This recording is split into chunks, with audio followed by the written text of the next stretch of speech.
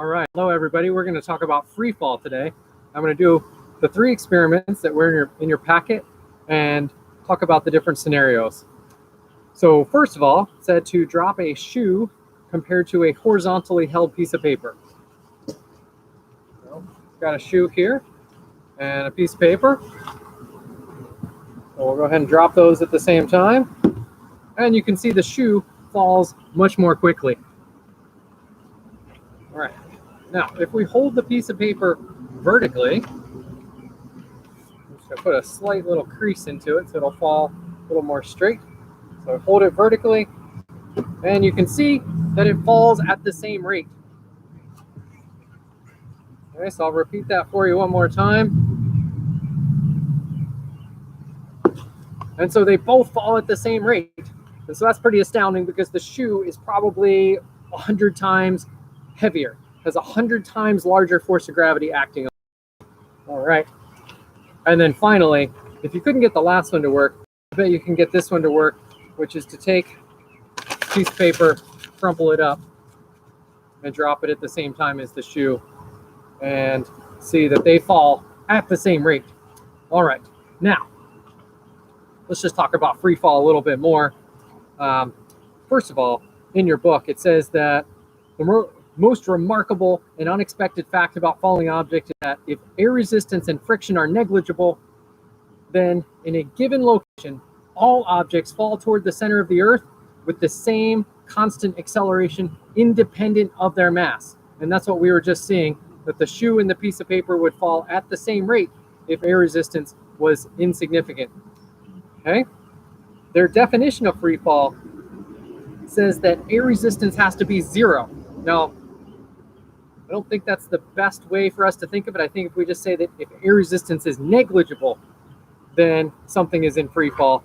But we certainly are close enough to free fall in what we just saw, and we did not have 0 air resistance. The shoe and the crumpled piece of paper and the vertically held piece of paper all fell at the same rate, even though there was air resistance present. I am here breathing, so there must be air resistance, and yet all of those objects were falling at the same rate. They had an acceleration of 9.8 meters per second. So each second that went by, they were speeding up at that same rate, which means they were getting faster and faster and faster.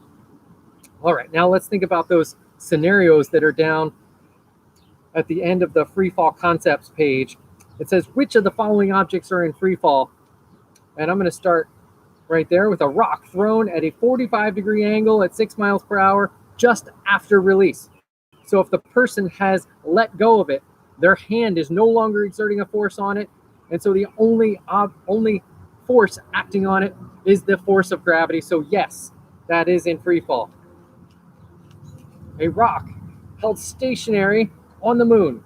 Well, if the person is holding it, then they're exerting a force on it, so it's not in free fall. Case C, a feather after falling 30 feet but not yet in contact with the ground. Since it doesn't say where this is happening, assume it to be happening on Earth. If it's a feather and it's fallen 30 feet, it's going to have significant air resistance, so it's not in free fall. D, a feather after falling 300 feet in a vacuum.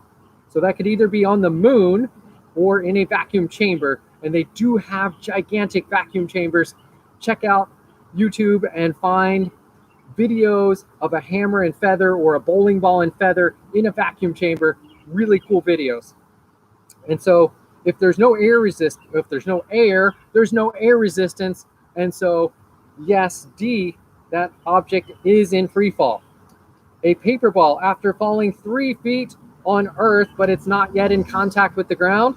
We saw it falls at the same rate as the shoe. So yes, that would be a case of free fall.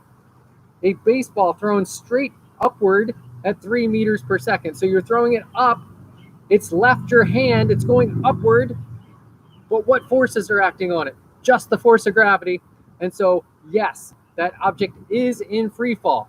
So as we saw in case A, where the object was going at an angle, or case F, where the object was going up, it doesn't matter what direction the object is going for it to be considered to be in free fall.